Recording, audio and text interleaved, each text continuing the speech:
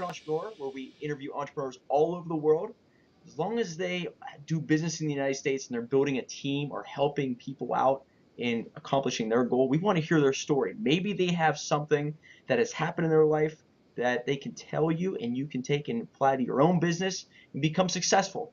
The guest we have today, I'm very excited because when I met him, he's as energetic as me, and he has an incredible story to share with you. His name is Luc Despres, and he is the owner at Mindshift Strategies and also known as the ultimate goal getter. So I'd like to please welcome Mr. Luc Despres. Thank you very much, man. What's up, man? Thank you so much for having me on, Mike. It's an honor. I've been watching your show a little bit, and man, what you do is appreciate it very much. Thank you very much, man. The whole thing came from, I was at an entrepreneurial think tank a year ago, and I realized that everybody, no matter what industry you're in, if you're an entrepreneur, you've been through some hard times, and you obviously have something to teach others, and that's why the American Entrepreneur inspires people, hopefully. Awesome. So jump right into it, man. What got you into the world of entrepreneurship? How did you get started? Some things you learned? Just jump right in, man. Yeah. So in the same way that if I showed you some diamonds on my hand, okay, but if I laid some black velvet on there and laid that on there, it would make a big difference, right? Yeah. And so I can't tell you what brought me there without telling you where I've been, all right? And so I'm going to go into my story because it's the only way that I can really portray the whole image of where I'm at. All right? Go for it, man. Awesome. It's going to get intense. I'm warning you. I like to hear it. Sweet. So basically, it's like you said, my name is Coach Luc Despres. I'm a life coach and a professional network marketer. I have been a network marketer for just a little over a decade, which is basically multi-level marketing, right?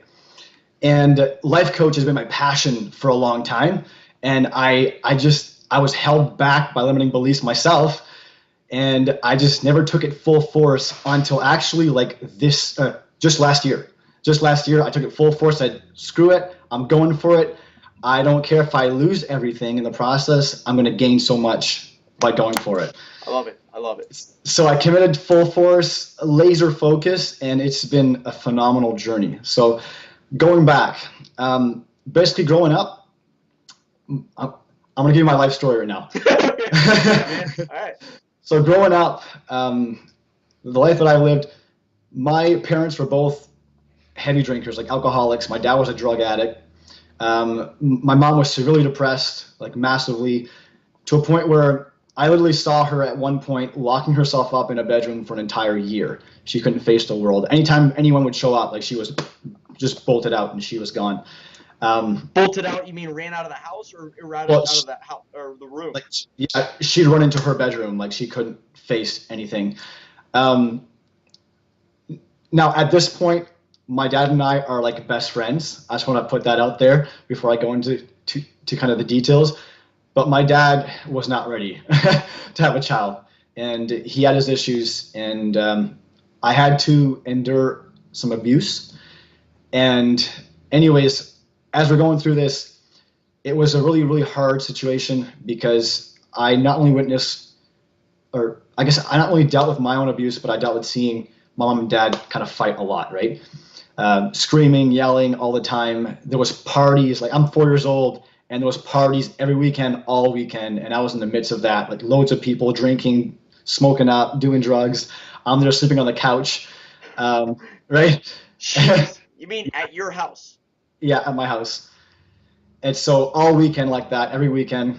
I remember when I was 4 years old as well, we were living in like the lowest of the lows in our community here. It's like major projects. And I was in my backyard, 4 years old, and I had this 5-year-old just enter my backyard with a knife and threaten to poke my eyes out. Okay, so that's the kind of environment I grew up in as a small child. And this is in New Brunswick, which that's where you're at right now. Yeah, in Canada, the place that everyone thinks we're extra nice. Okay. The true story comes out right now. So basically, that went on for a while. Just my parents always fought. When I was about 9 years old is when they finally split up for the last time. I say finally because every few days, my mom and dad would fight so much, and my mom would kick him out of the house. And so he had his bags packed and just always stored there because he knew he was out any minute. At Hey, 9 years if you old, don't mind me asking, what did they do for a living?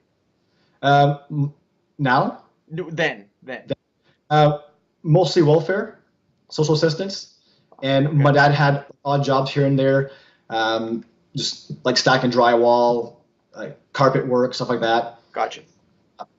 And I mean, I just lived in a very kind of like poverty-stricken mentality environment. Um, so 9 years old, they finally split up. Biggest issue is every time they fought, it was typically because my mom was too soft and my dad was too strict, and they would fight about that. So in my mind as a 9 year old, I thought this is my fault, right? Their fight was my fault. Their divorce is my fault. And so I grew up thinking that for a long time. When they split up, I went completely downhill. 9 years old, I remember walking on the street with a friend of mine, and I saw this house. Prior to that, I said to my friend, I want some more adventure in my life. I'm 9 years old, right? I want some more adventure in my life. And so we're walking on the street, and I see this house, this big house, and this nice window at the top. And as though it was like destiny, I looked down at my feet, and there's this beautiful rock sitting right there, ready for me to pick up. And so I picked up that rock, and I threw it out the window, and it shattered, and I loved it. Oh my god! I'm telling you. Yeah. So, hold on. You saw a house for no reason, picked up a rock, threw it at the window, breaks the window. Exactly. I just wanted more adventure. So I felt the adrenaline and I loved it and I got hooked to that feeling. And so I was always looking for ways to satisfy that. It was like a drug to me. And so I started doing some really stupid stuff. I was like setting stuff on fire. I was graffitiing places up. I started shoplifting. That became obsessive. I couldn't pass by a store without shoplifting. It was pretty intense. My friends. Because the fear of getting caught, basically, it was a challenge. Is that how you looked at it? Yeah. Is a way for you to beat the system, I guess you could say.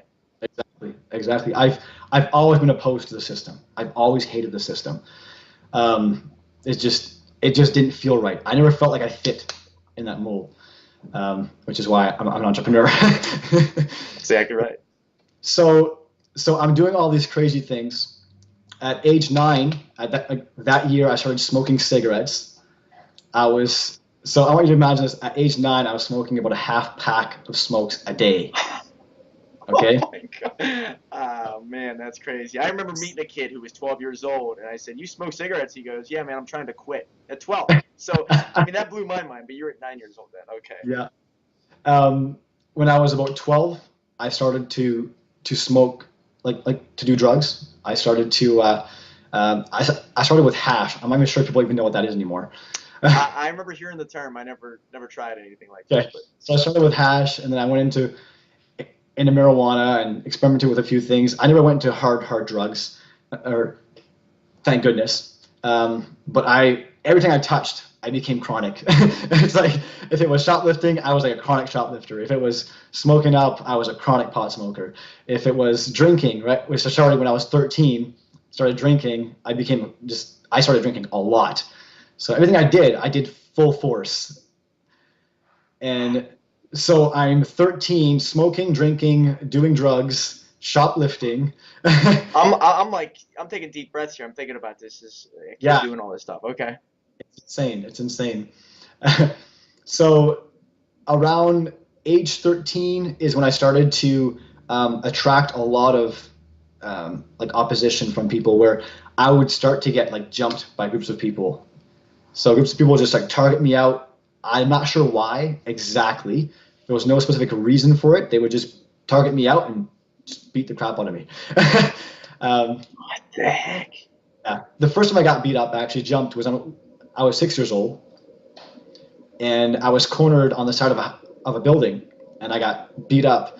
Two 15-year-olds held me against the building, and a girl who was actually the leader of their gang, beat the crap out of me. So that was the first experience with getting jumped. But So man, I mean, this is probably toughening you up inside. You don't even know it though at this point. yeah, Okay. yeah, absolutely. So 15, I joined a gang when I was 15, just a local gang, and did some more crazy stuff there. And at that point, the people that were jumping me, it intensified, and so I was literally getting jumped by groups of people like once to twice a week. That happened for I think about a year and a half, to a point where I got so used to it that I would see them, they'd come at me, I'd drop to the ground, they'd jump me, I'd wait till they were done, and I'd get up and walk away, like nothing happened. It's like you were expecting it, and it was just a part of your routine then. Exactly. It's just my day. That's what it was like. So yeah. So anyways, this is all going on. I want you to imagine this now. So I'm this like punk. I'm not sure if you understand the term wigger. Oh yeah. Yep. So I'm this punk wigger, right? Pants down past my butt, baggy, either a backward hat or a sideways visor, chronic pot smoking, gang member, living in the projects with a single mom on welfare, and my first dream is here, okay? I have this thought. I said, I can't wait to have a child one day. That was your dream. That's your first dream. 15 years old. I said, I can't wait to have a kid someday. And when I do, they're going to have a way better life than I've ever had. That was the dream at that moment. So I can't wait to have a kid.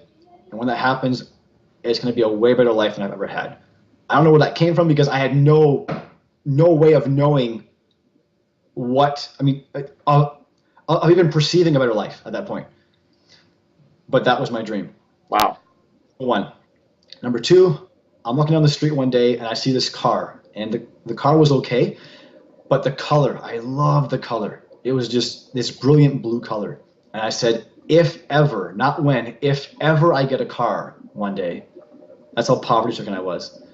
That's the color I want for my car. That was dream number two. Wow. Okay. So it wasn't even the car itself. It's just that color. It's the color. It just it gripped me. And I said, I want that color for my car. You knew you were attracted to it, and that was it. Yeah. Crazy. Yeah. Okay. So number three, every Christmas time we go to my uncle's house, and I loved his house. It wasn't like this massive, huge mansion, but to me it was like beyond me, right? It was like I could never have that. It was modest, it was beautiful, and I said, if ever I have a house, if that's possible, this is what I want. I want something like this. Okay, so those are my three childhood dreams. Wow. Very, very basic. Not like, hey, I want to be the richest man in the world dreams. They're essentials you're looking for. Incredible. Yep. All right. Exactly. So, but to me, where I came from, that was like out of reach, right? That was out of reach to me. So fast forward. Oh, I got a munchkin in the back. I see the little guy back there. So fast forward, at 16, I actually had a really bad experience with a drug called acid. That was the hardest drug I've ever had. And what was it? Acid. Oh my God! Yeah, that's a hard drug. Yeah. Okay.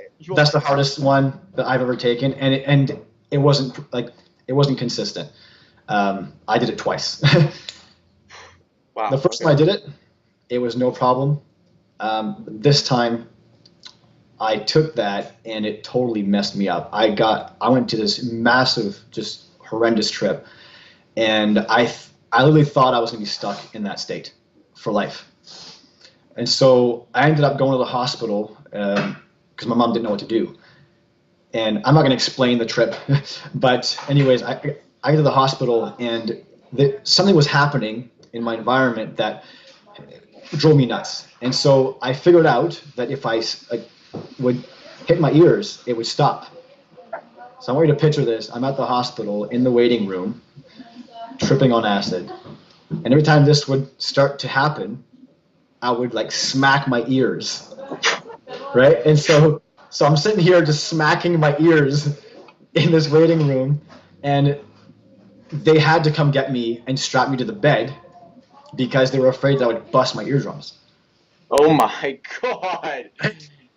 And so I'm strapped to the bed now, tripping out, and I have to endure it until it's over. And I went into this massive trance where I wasn't even like conscious. I didn't even know where I was. I was inside my own head. And I remember at one point I snapped out of it quickly and I looked at my mom and I said, "Mom, kill me. I don't want to go through this anymore." And that tore her to pieces because she's like the soft, kind-hearted person. She loves her son, and this is tearing her to pieces. Finally, I get through that, and I get back home.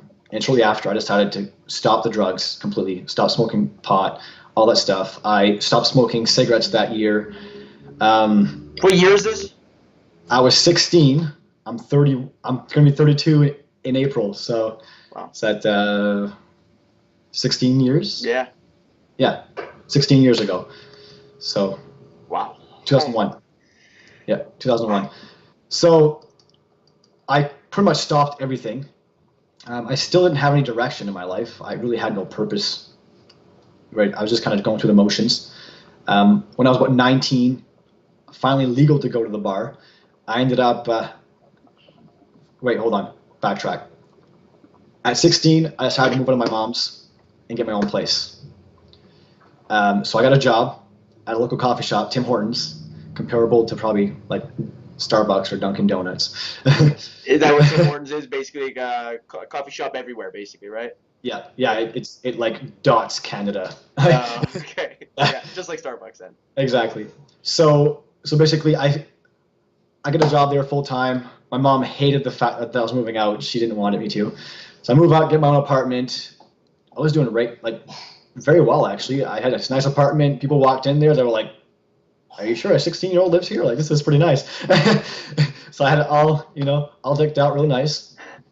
Got with this girl. 6 months later, she moved in. Things were going okay, but we weren't getting along. We ended up being together for like 3.5 years. It's a long time. Yeah. Yeah. Okay. At 19, I go to the bar for the first time legally, and I end up breaking my hand in 3 places. In a fight? Well, funny story. So this guy was drunk, and he started to kind of say some really rude things to a girl that was with us, and I was drinking, and so I got a bit upset about that, and I threatened him. And his girlfriend steps in front, just right between us, punches me in the face 5 times, and I'm like, I can't hit her back, but I'm super angry right now. And so I ended up going to the front of the bar, and I punched the window. And every time I punched the window, I just had to let go of that rage, and that's how I dealt with my rage for a long time. I just punched things, like busted walls and stuff like that. I had a really massive anger issue. Yeah, I mean, with everything that was going on. So every time I punched the window, it would break a bone. And I punched it 3 times. And so I broke my hand here, and right here. My pinky was this bone was totally detached.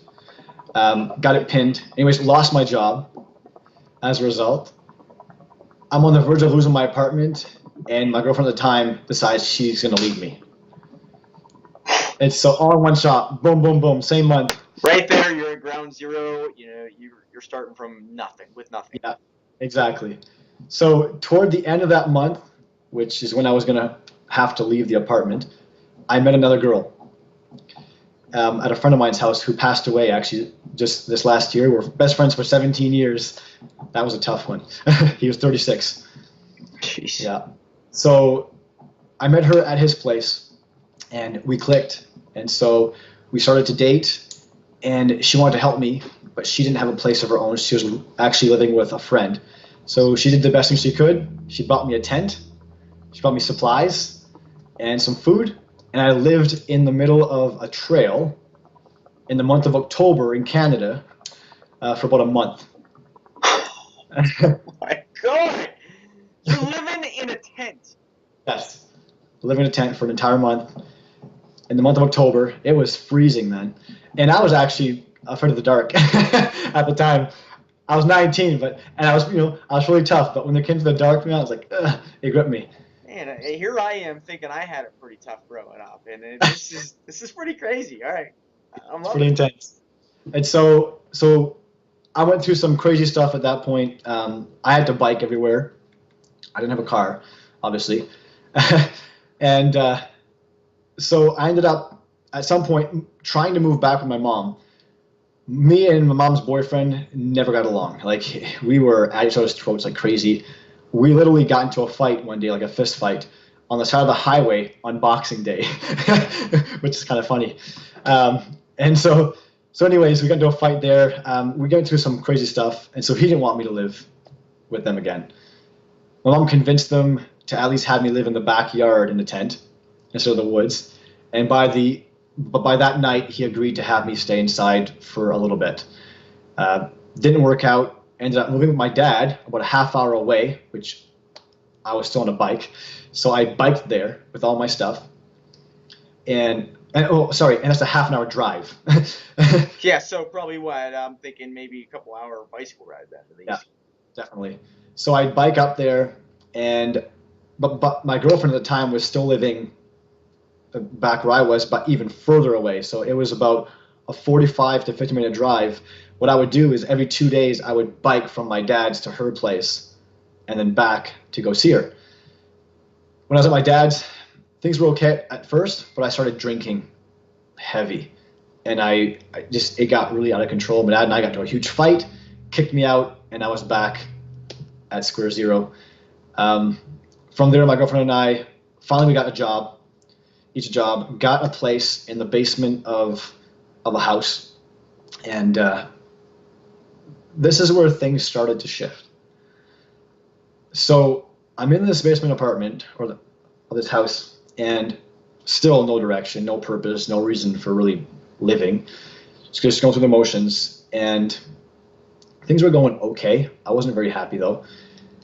And all of a sudden I did something, or something happened at my job, and I ended up getting fired.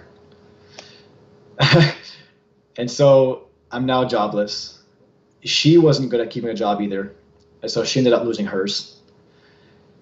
And we're down to no income again. But in this process, what happened is, now just to kind of give you, I guess this is important. I had no belief in God whatsoever. I didn't care to believe in God.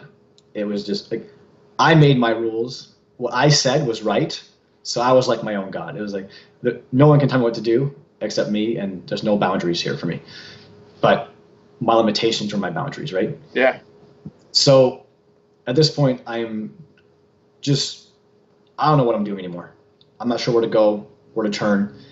And all of a sudden, we're running out of food. And the guy upstairs and his wife, totally random, he did not know our situation, would order food for 5 people, but they were only 3. Okay? And they came down and said, look, we ordered for 5 and we're only 3. We're wondering if you want some food. I was like, okay, sure. Yeah. Right? So we went up, ate some food, and they did this for an entire week for no apparent reason. When that stopped, my girlfriend at the time got a call from a best friend, the one she was living with prior to living with me, who said, we're moving to Ontario and we have a deep freezer full of food. We have to get rid of it. Do you want it? Oh my God, timing. Yeah. Of course. And so, yeah, we'll take it. Yeah, of course. It filled our freezer up 3 times. Like tight, okay? So that kept us going for a while. And then my mom ended up, hold on, backtrack. So I always jump the gun sometimes here. So what happened is I'm laying there one night and I'm just going about my own business, trying to sleep. And I had no intentions on figuring things out. I was just there. And all of a sudden this thought comes in my mind, and it drove me crazy. I was like, I have to know the answer to this question. It was, what happens to me after I die? I've never even thought of that question, ever in my life. And that thought came and it entered my heart and it just like took over my life. I couldn't stop thinking about it. I didn't have an answer, and I thought, like, am I just gonna go through this whole life and then that's it? Like, I just perish? Like, Yeah. it's What's like the point, right?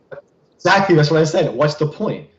Like, why would I go through all this crap just to never exist again? It just didn't make sense to me. And so, at that moment, I really reflected on that, and literally, it was driving me insane. Like, I couldn't stand it. It was just eating away at me. A week goes by, a week and a half goes by, and I'm like, I need an answer. And so I actually reached out to my mom, who was a devout Catholic, and said, I need a Bible.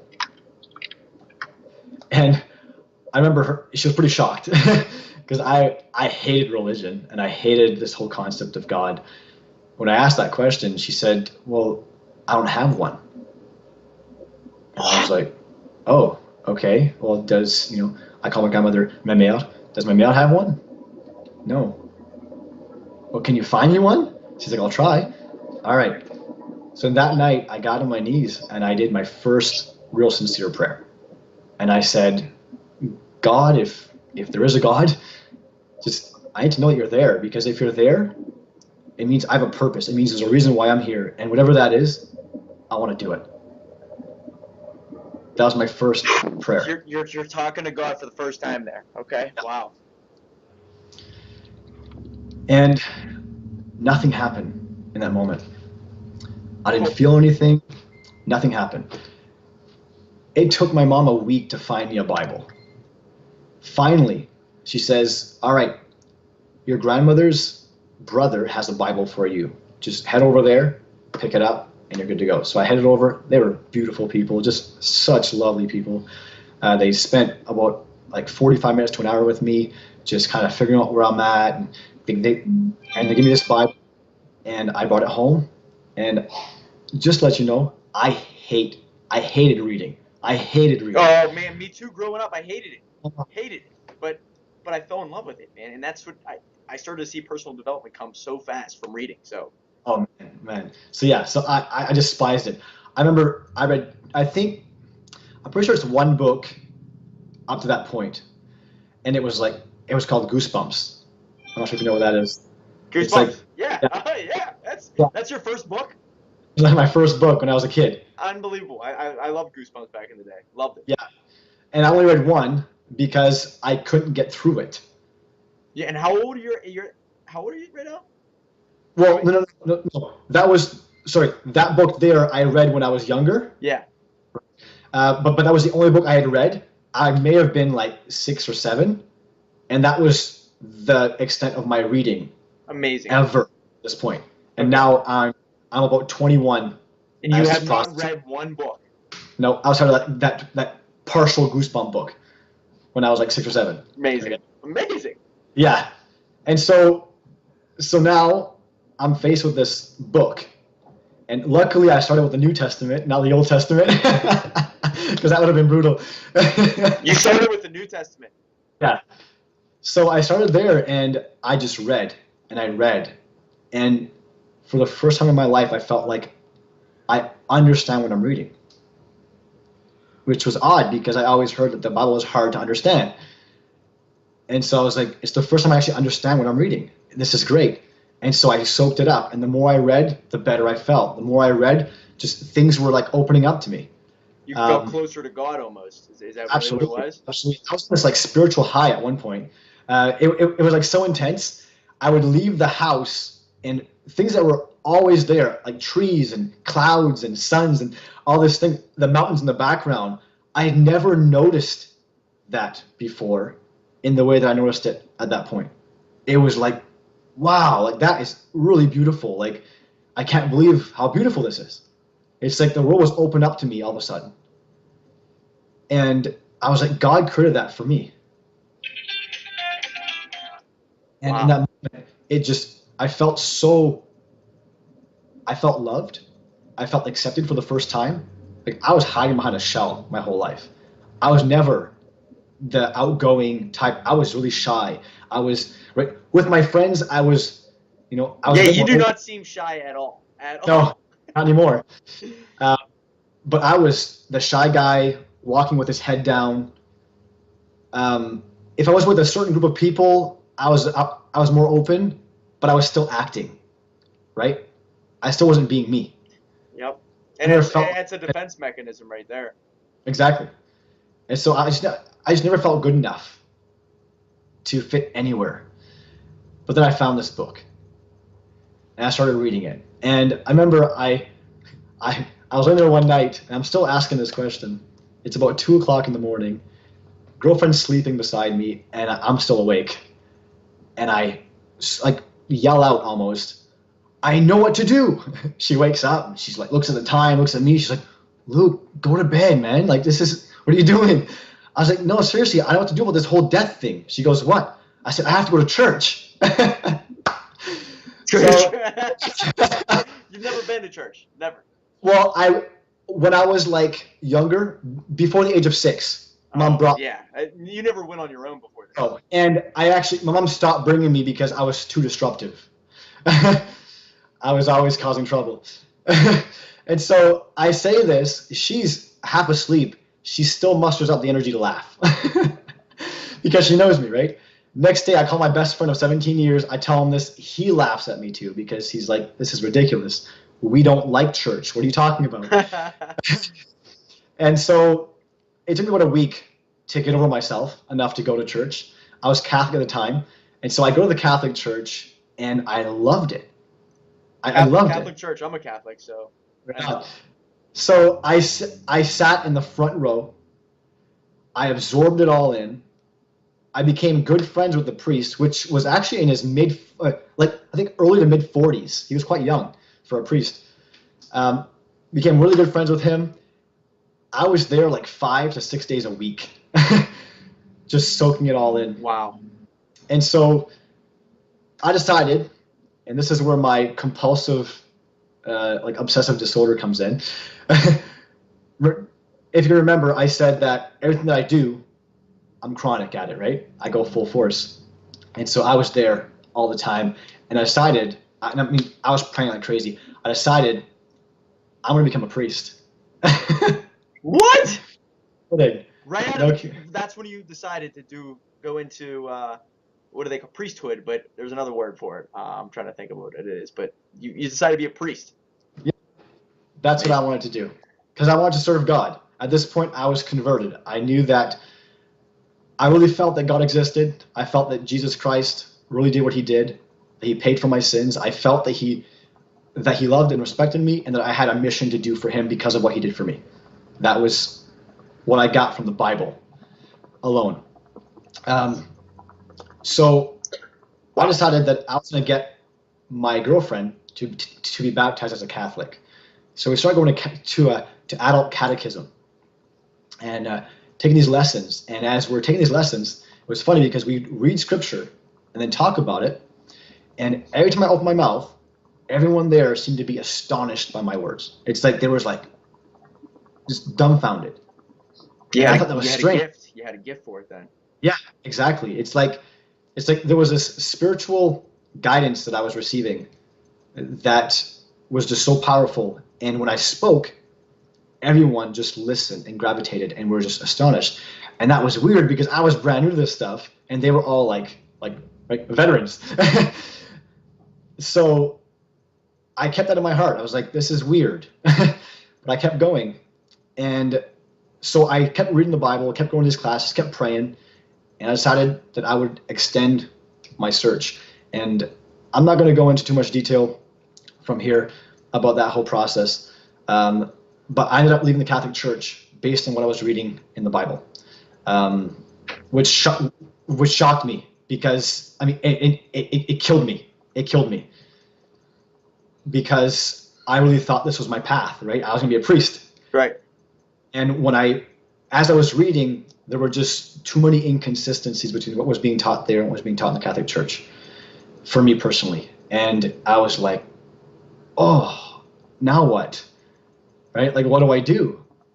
And my deal was, I don't care about following a religion per se.